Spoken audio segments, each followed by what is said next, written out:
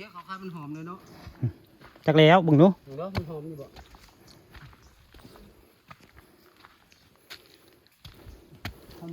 โอ้เฮ็ดนี่บ่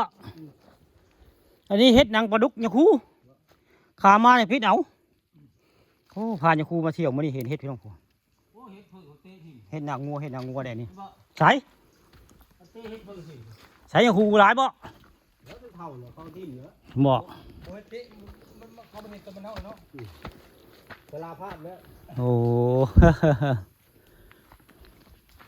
บ่ดอกคำลายบุคคาเก็บมือแกงคำลาย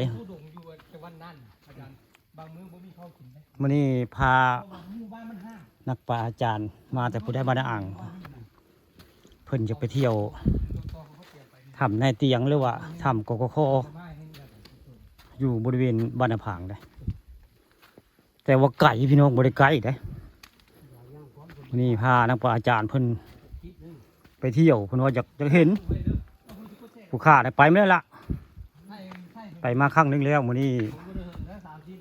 พาเสี่ยวจะคู่ไว้ง่ายไปเที่ยวก็เป็นเสี่ยวกับสมัยเป็นบ่าวก็ได้เคยไปครับขวาครับนี่มีบ่นี่ขวามือครับขวามือพี่ขวามือครับแม่ขวามือเลยแหละด้านขวามือถูกต้องเลยตาท่ายค่อยเนาะค่อยท่ายกูว่าไปแล้วตาสบายเลยถ่ายซ่อนกันไปเลยได้เลยโอ้ยเฮ็ดผู้โอ้พ่อเฮ็ดพี่น้องผู้โอ้มีเฮ็ดได้เฮ็ดนางงัวผู้วันนี้มาเที่ยวเฮ็ดนางงัวผู้ว่านาหางขามาก่อนเด้อสิเก็บเอาเด้อแล้วกำลังเยอะเหลือเกินขึ้นมาจะถึงนี้ขามาสิเก็บเอาเฮ็ดพี่น้องมื้อนี้มาภูบรรณพางได้นี่ไปวัดบ่เป็นวัดพี่น้องถ้ำนายเตียงถ้ำกกคในตำนานเลยเรียกว่าถ้ำคอมมิวนิสต์พี่น้องใส่มาดันก็นักถ้ำนายเตียงเลยมื้อนี้สิพาให้ครูเพิ่นไปเที่ยวนะฮะจะมีไม่ครึ่งทางเลยโอ้ยังไกลได้ยังบ่ได้ครึ่งทางแล้วมาด้วยกัน3 คนไม่รู้ใครจะถึงเป้าหมายเหมือนกันถ้าไม่หยุดโอ้ผู้นี้กับแม่เนี่ยผู้เฮ็ดดินพี่น้องมื้อนี้มาภูบรรณพางเห็นเฮ็ดได้ผู้เฮ็ดอย่างดีอันนี้ดิโอ้อันนี้ก็เฮ็ดได้นี่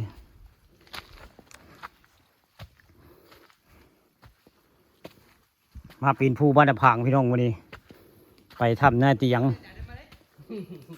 เดินไปเรื่อยไม่ต้องซีเรียสครับอาจารย์ไปเรื่อยแม่นเนาะเพราะว่าภูผานมันสั้น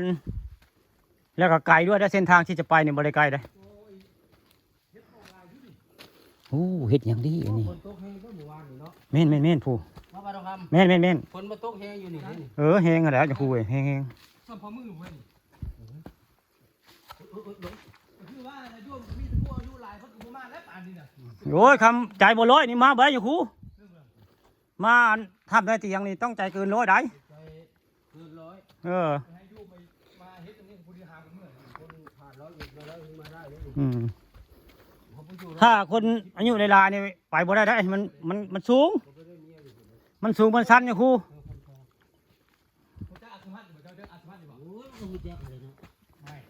ค่อยกับตีแตกกันเท่าไหร่กับทุลินเนี่ยเพื่อนรัตนะ